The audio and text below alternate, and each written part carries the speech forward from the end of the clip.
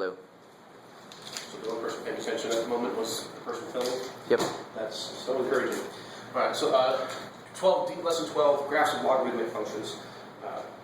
Remember some of the basic parent functions, graphs that you need to know, like y equals x is a line like this, y equals x squared is a parabola like that, y equals x cubed is a curve like that, y equals square root of x starts at 0, 0, and goes like that.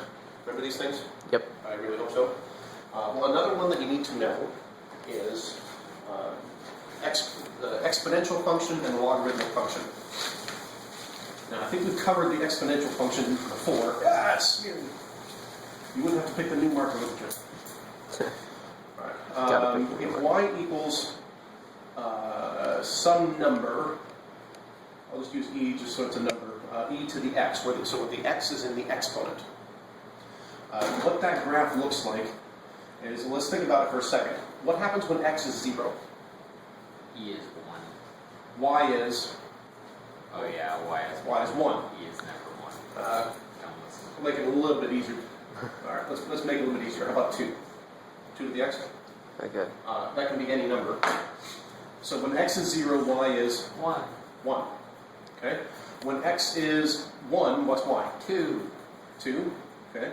When x is 2, y is? 4. Go 4. When x is 3, y is? 8. Okay, so way up here somewhere. What happens when x is negative 1? 6. Oh, 1 half. 1 half. When x is negative 2? 1 1 fourth. And it's 1 going to get smaller and eighth, smaller and smaller. Right? Because as x goes negative, you are putting it's 1 over 2 to a larger power, so it's going to be a smaller and smaller fraction. So the exponential function goes like this. It's very, very small, and it goes up like that. Okay? Let's go ahead and put that, I'm going to put that on the graph paper here. So it has a point at 0, 1, 1, 2, negative 1, 1 half, 1 fourth, 2 comes up.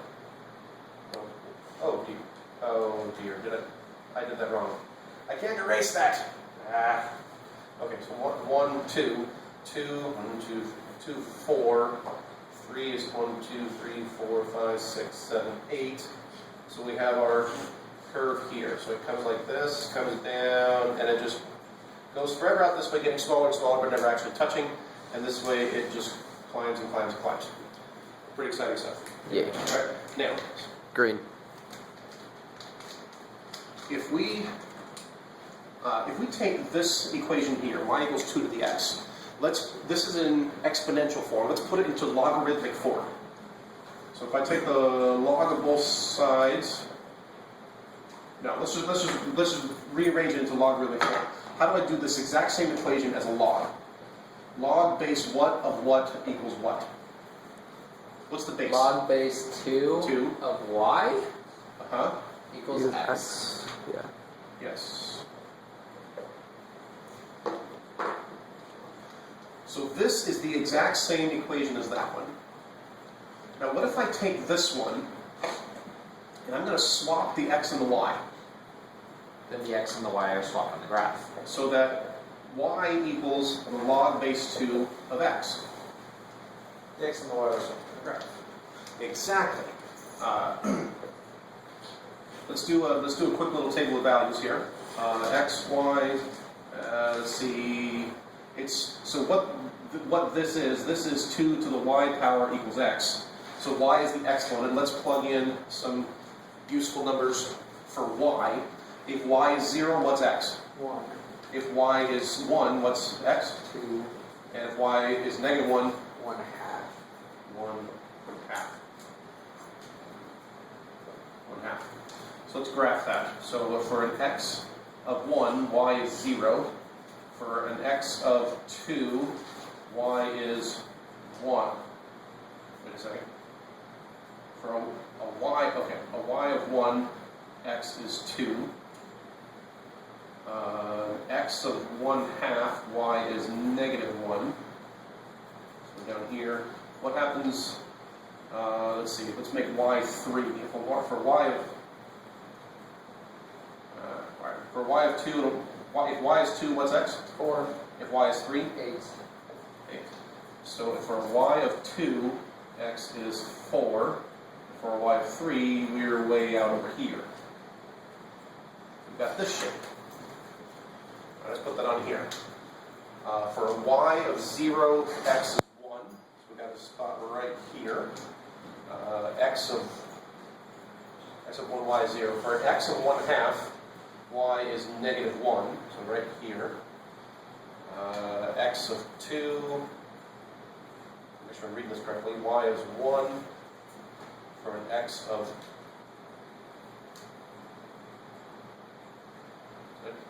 okay, so for an x of, all right, 1, 2, 3, for an x of 4, y is 2. Yeah. And then, Okay. so, 1, 2, 3, for an x of 4, 8, y is 3. 5, 6, 7, 8. Yep. 1, 2, 3, okay, so right here. All right, so we have the same idea that it comes closer and closer and closer to the y-axis, and this just starts going off crazy that way. Magic. You notice how I went from this equation to this equation. I rearranged it and swapped my x and y. So these are basically inverse functions of each other, which means that when we're talking about graphing them, the graphs of inverse functions, and you may or may not remember this from last year, but the graphs of inverse functions are reflections of each other across the line y equals x. So you remember what y equals x looks like? It's just this diagonal line right here.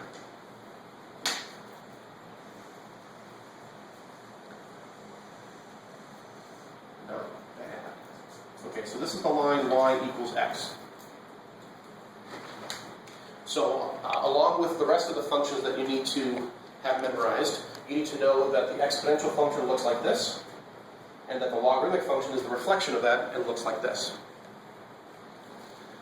So here we have y equals 2 to the x, and here we have y equals log base 2 of x.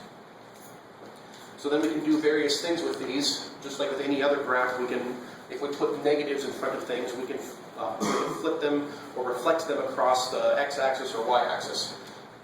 If I wanted to take the exponential function here, the blue one, that is currently like this. What if I wanted to flip it this way across the x-axis? Where would I put the negative in front of? In front of the x. In front of the x. If I want to take my x-axis and make it so that the x's that were positive are negative and the x's that were negative are positive, if I want to flip it this way, I would put the negative in front of the x. That would give me a graph like this. If I wanted to take this graph and flip it, let's see, this graph and flip it down like that, where would I put the negative? In front of the 2. In front of 2. That would give me this. Now notice, what happens in quadrant 3?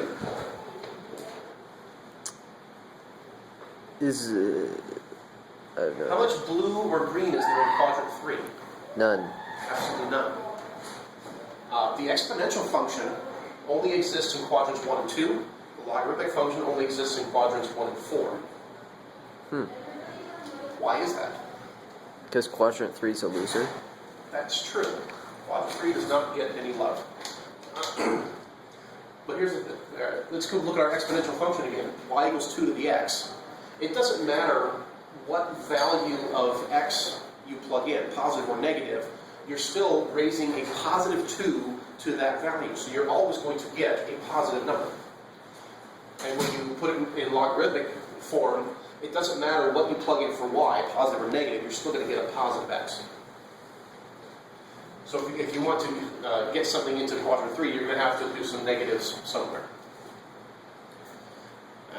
And by the way, notice what I did here. It's one of the easiest ways to sketch a logarithmic or exponential graph is to do a quick table of values. I like to do 0, 1, and negative 1 for whatever variable is going to be in the exponent. And that gives you, and once you know that the exponential function looks like this, the logarithmic function looks like this, you have a basic idea, and you're pretty much guaranteed that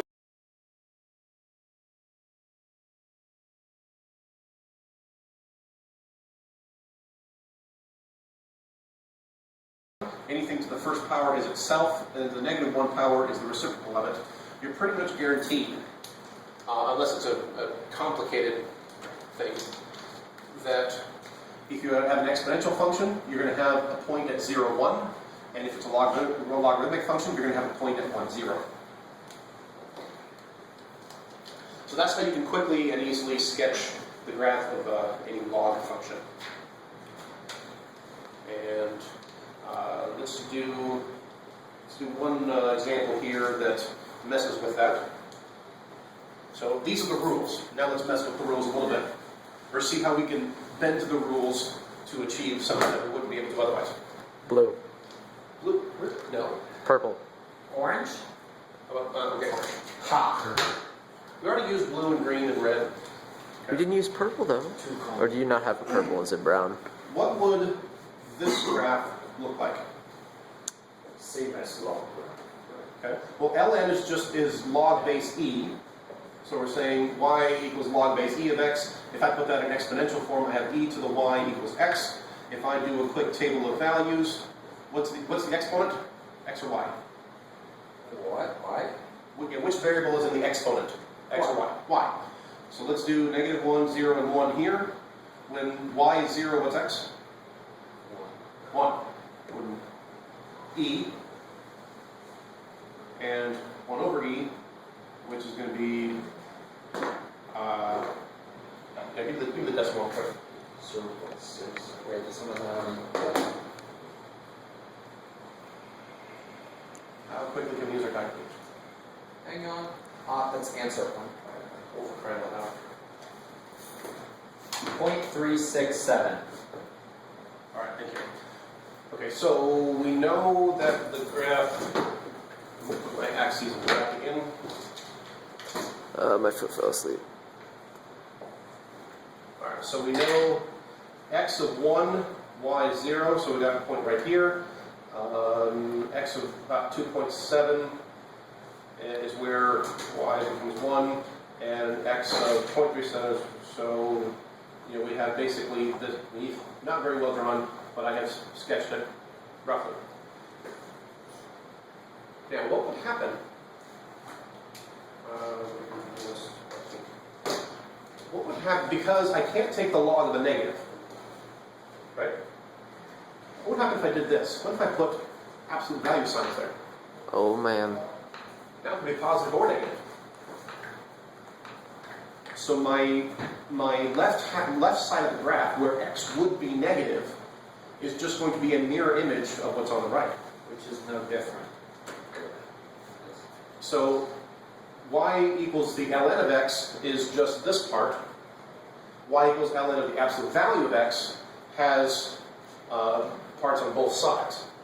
Now it's still not defined at 0 here, but it does give us a left and a right side. And that will be useful later. But that's enough for today.